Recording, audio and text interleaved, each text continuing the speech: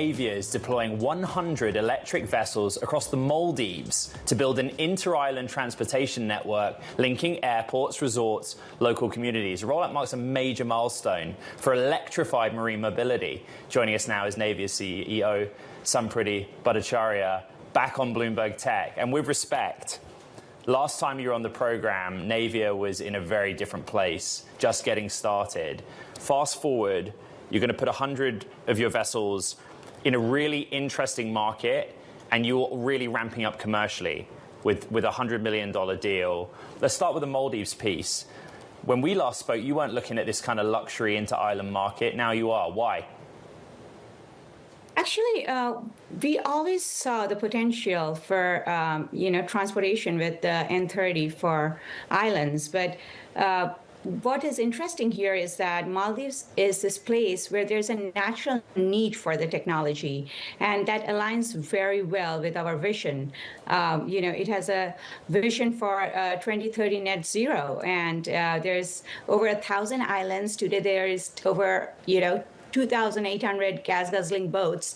The fit is so on spot, and we are very grateful for the partners we found who have the JIH, who have the similar vision of developing the country's infrastructure.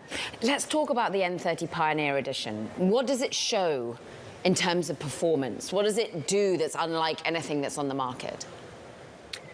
Yeah, absolutely. At a high level, our goal at Navier is to build a standardized foundational layer, I would say, the best possible platform on the water with, dual use case, whether that's transportation or defense. And we are very focused on making this reliable, long range, and applicable for different kind of sea states. So this is not just the deployment of the boat, but this is also the deployment of a network. So usually when you go somewhere, you have one-off boats that takes you to an island. But in this case, it's more like what you see in the land, what you see in the air, right? You have United Airlines, you have Blacklane, you have Four Seasons on the land, right? But when it comes to the water, there is no standardization.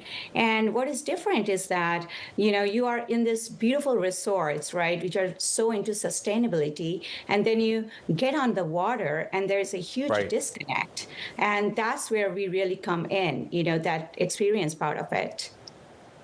Sampriti, how much pressure are you under to deliver for JIH and the Maldives project? 100 of these, are they built? How quickly do you build them? Where do they get built? How do they get to the Maldives? Give us a sense of how real this is. Yes, absolutely.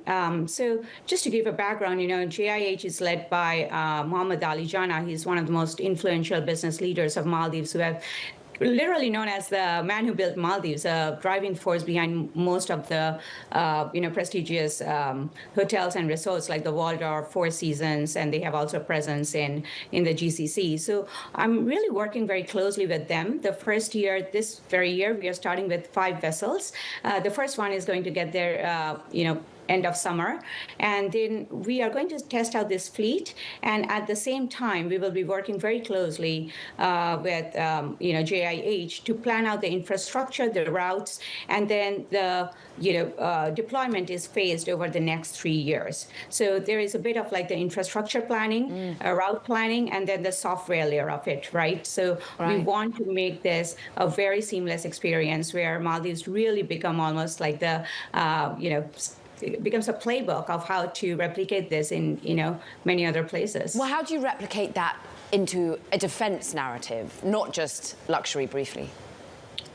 Right, because, if you go back to it, the company is really focused on what we call building the generalized marine vessel platform.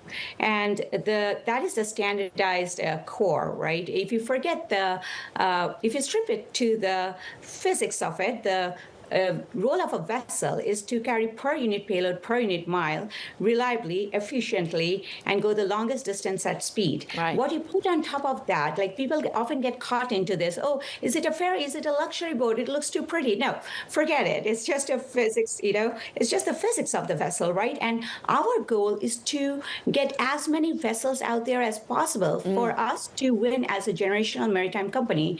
What you're seeing today in asymmetric warfare, right? We have to move move away from exotic vessel building to standardized, scalable systems. And that you can only do when you're dual use. And commercial use cases forces you to ruthlessly cut down cost. So that's a big part of it.